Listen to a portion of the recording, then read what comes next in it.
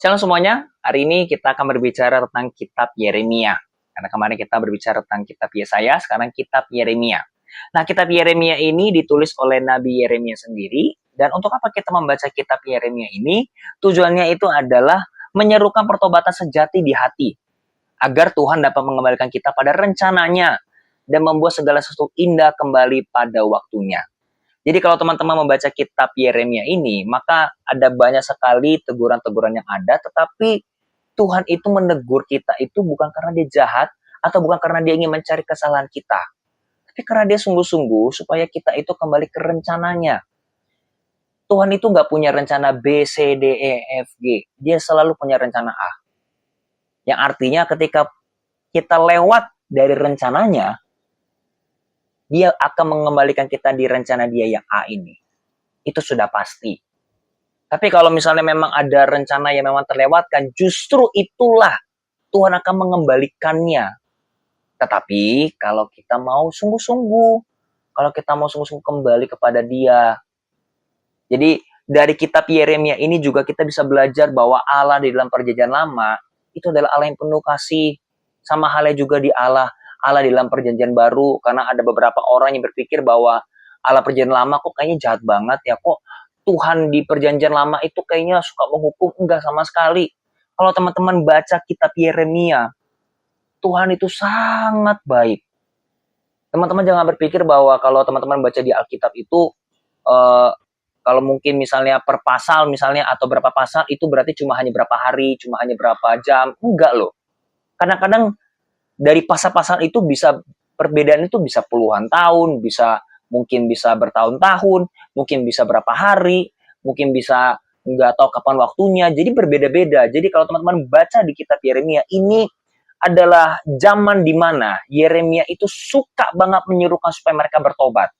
Karena Yeremia pun sampai mereka aniaya loh. Yeremia ini. Makanya Nabi Yeremia itu disebut Nabi yang menangis. Karena apa? Karena dia selalu menyerukan bertobatlah, bertobatlah. Bayangin, dia itu diutus Tuhan untuk menyerukan bahwa mereka harus bertobat. Tetapi orang Israel itu saat itu dia tegar tengkuk banget, mereka tidak mau bertobat.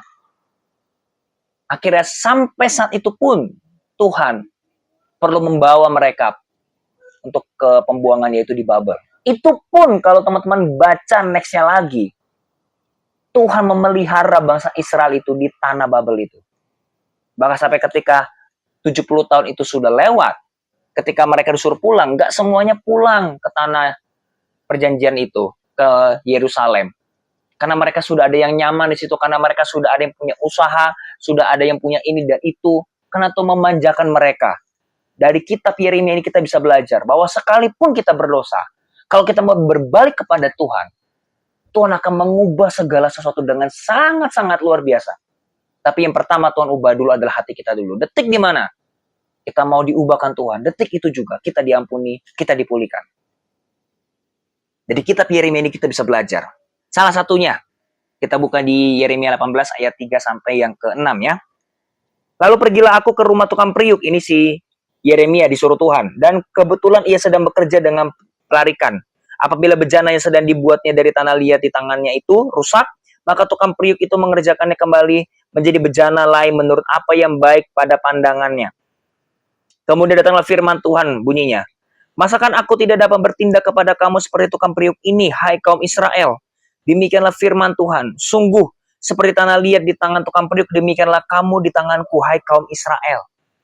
Demikian juga kita juga. Bahkan ada di dalam kitab Yeremia pun juga dikatakan, rancanganku bukanlah rancangan kecelakaan, rancanganku adalah damai sejahtera. Artinya apa? Tuhan itu selalu punya rancangan yang baik, yang terbaik. Tapi seringkali kita itu selalu suzon sama Tuhan Yesus. Seringkali kita itu berpikir bahwa Tuhan itu jauh daripada kita. Padahal Tuhan itu dekat.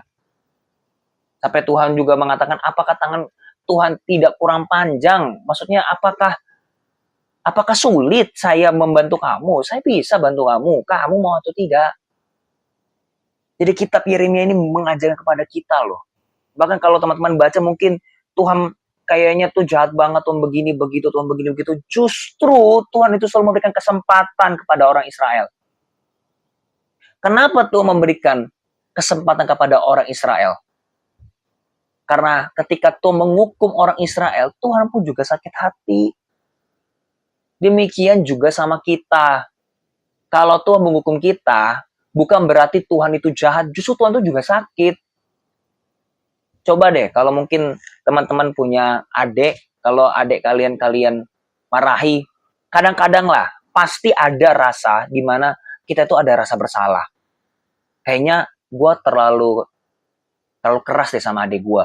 Atau nggak mungkin kalian yang sudah menjadi orang tua, punya anak, kalau kalian marahin anak kalian, pasti ada rasa di mana kayaknya gue terlalu keras deh sama dia tadi, sama anak gue tadi.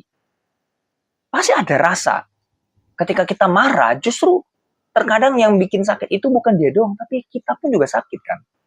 Tuhan juga begitu. Kalau kita aja manusia yang tidak sempurna aja bisa merasakan begitu, apalagi Tuhan. Justru perasaan itu datang daripada Tuhan. Kalau Tuhan menghukum manusia, yang sakit juga Tuhan. Karena kita tuh segambar dan serupa dengan dia, karena kita anaknya. Jadi terkadang Tuhan itu perlu pakai rotan, itu supaya kita ngerti, bukan fokusnya ke rotannya. Fokus kepada kasihnya. Aku mengajar kamu, karena aku mengasihi kamu. Jadi di kitab Yeremia ini sangat-sangat luar biasa. Jangan sampai teman-teman melewatkan kitab ini. Ini khususnya juga bagi teman-teman yang mungkin merasa bahwa Tuhan udah gak sayang lagi. Tuhan kayaknya udah jauh dari saya. Kayaknya saya sudah gak bisa dipakai oleh Tuhan. Kalau saya jatuh dalam dosa, ya sudahlah. Berarti langsung aja lah. Saya langsung berbuat dosa. Toh juga nanti saya buat dosa lagi. Justru Tuhan pengen apa? Kita kembali aja. Memang kita hari itu kita jatuh, apalagi mungkin di dosa yang sama. Tapi sekalipun di dosanya sama, cepatlah kembali. Toh masih mau terima. Kalau Tuhan gak terima, you pasti sudah mati sekarang. Pasti Tuhan tidak akan kasih kamu kesempatan lagi. Untuk apa kamu hidup kalau Tuhan sudah memasukkan kamu masuk neraka? Justru gak begitu. Maka kitab Yeremia ini mengajarkan pertobatan yang sejati. Bukannya sekedar paras, bukannya sekedar kita tetap ke gereja, kita tetap melayani, tapi hati kita masih tidak mau dekat kepada Tuhan. Justru mulai dari hati dulu.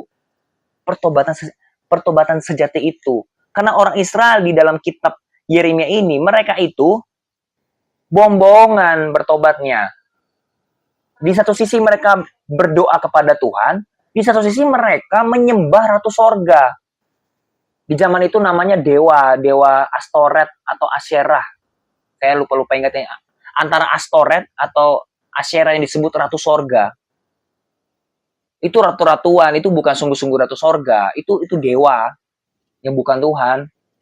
Jadi mereka berpikir kalau mereka dalam Israel, mereka menyembah Tuhan, di luar tembok Israel, mereka menyembah dewa-dewa lain. Itu sakit hati lah. Makanya Tuhan mengatakan apa? Bukankah aku memenuhi langit dan bumi? Artinya apa? Aku yang punya semua. Kenapa kamu malah mendoai aku? Kamu pikir aku tidak tahu kamu berbuat begitu? Jadi kalau kita pengen bertobat, sungguh-sungguhlah dalam hati. Gak perlu kita menggores-gores badan kita, pukul-pukul diri. Gak perlu begitu. Kita nangis aja, terus mengatakan, maafkan aku Tuhan, ampuni saya. Habis itu mintalah Tuhan pulihkan. Nanti Tuhan akan pulihkan. Amin. Thank you, and God bless you ya.